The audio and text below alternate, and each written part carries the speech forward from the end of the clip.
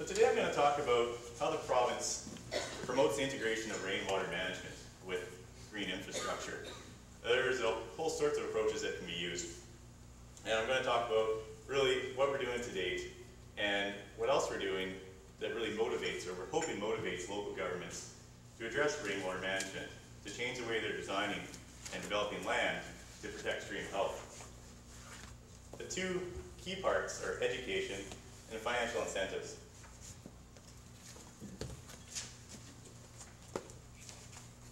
Under education, I'm just going to do a quick comparison of Washington State. We've heard something from Washington State as well. They're generally using another approach. I'll highlight sort of the successes there compared to BC. Talk about convening for action on Vancouver Island, and then more specifically, a Vancouver Island coordinating team.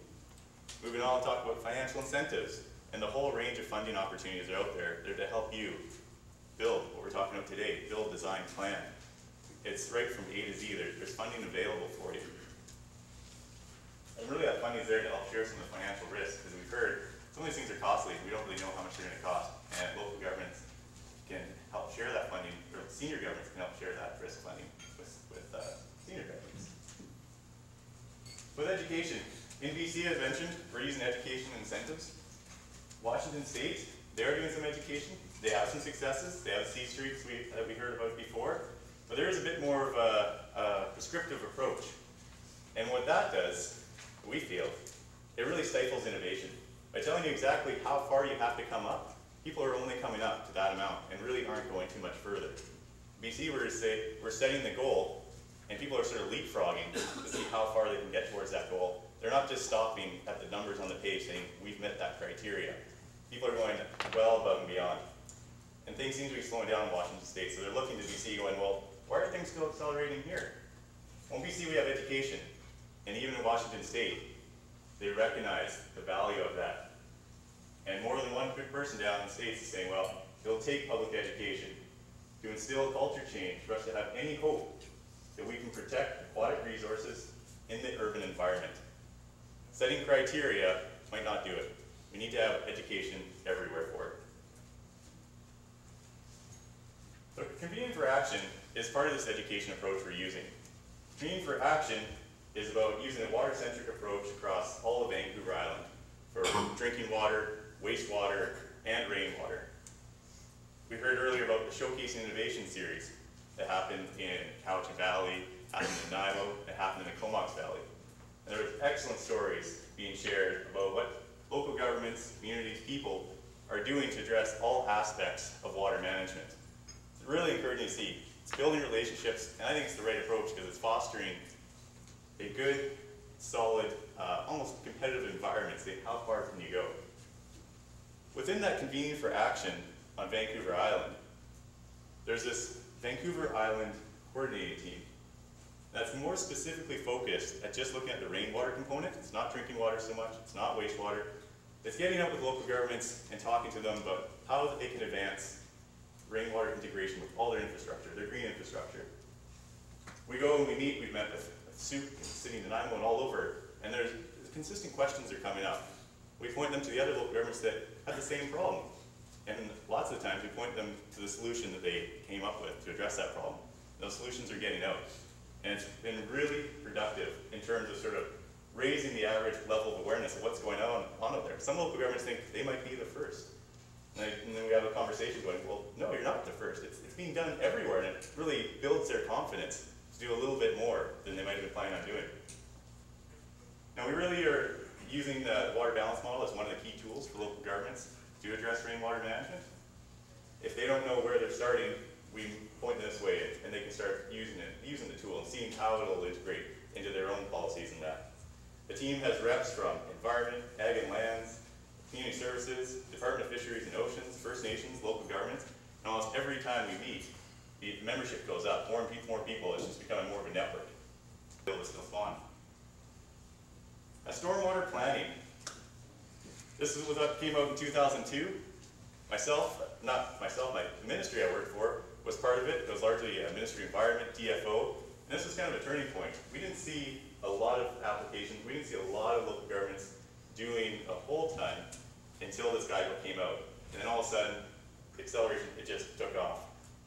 We've seen applications and projects. We've been hearing about the projects today. Well, they've been focused largely on the site in volume. And we keep hearing beyond the guidebook, which brings the focus just away from the site and a simple, volume equation to what's needed at the end of the day. What's the ultimate goal? The ultimate goal is to have the fish and to have water quality and to protect our streams. So what's needed for that? Well, different things in different places. So Ministry of Community Services hasn't really traditionally been up here. A few years ago, it might be someone from Ministry of Environment. But I'm here today because Ministry of Community Services has an increasing role in ensuring that local governments are advancing or changing the ways they design. Partly because our mandates change as well. It's to promote sustainable, livable communities.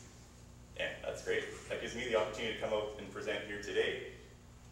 We implement by providing advice and resources, and those resources include some funding opportunities that I'll discuss later. Now, the local government department, which I'm part of, as the ministry is the department that funds all the infrastructure funding. So when this funding goes out, we want to go towards the greenest developments possible. And part of ensuring we get good applications is to really come up here and say, well, these are our expectations. If you're going to apply for $1 million, $2 million, $10 million projects, there's some key elements that should be in that application. And one of those key elements is dealing with rainwater on site. We also deal with community planning, because this isn't just an engineering problem. It's a community planning problem. It's a land use planning problem. So we have some of our staff working with regional growth strategies, OCPs, to make sure that rainwater is incorporated into all those as well. Also responsible for bylaw approval. We heard about a bylaw earlier, Coquitlam. It got struck down, but we still see some pretty interesting ones come through. And we like to work with local governments and have a heads up. So when these come down, or come to us for approval, we know what they're going to entail, and then they don't get struck down at this approval stage. The ministry is also responsible for the Local Government Act and Community Charter. Sometimes there's some hindrances to innovation out there, and local governments need to voice to the ministry what they can and can't do, and perhaps it might require legislative change to allow these innovations to occur. So our clients are pretty much local governments, you can probably tell. And have they been doing a lot since the guidebook came out? Now, a few years ago, this slide would be probably pretty blank when it came to stellar things going on out there. But today, it just goes on and on and on. And all sorts of things. It's not just the pilot projects on the ground, it's the bylaws, it's the policies, it's the guides. Things are happening everywhere on all sorts of fronts, and it's nice to see. This is what we're really thinking. Like, we've talked about pilots and this and that, but with a lot of these programs and education, we're always thinking that what our expectations are today with the programs really are going to be the standards of tomorrow. And that's really our mindset, and we're going that way. The uptake's accelerating. I can't see why we'd be turning back. Most local governments have adopted some goals around sustainability, and we like to support that with education and with the financial incentives. So, just to close off, can I see a show of hands who will be involved in a green infrastructure project in the next 5 years? Great. Thank you, Chris. And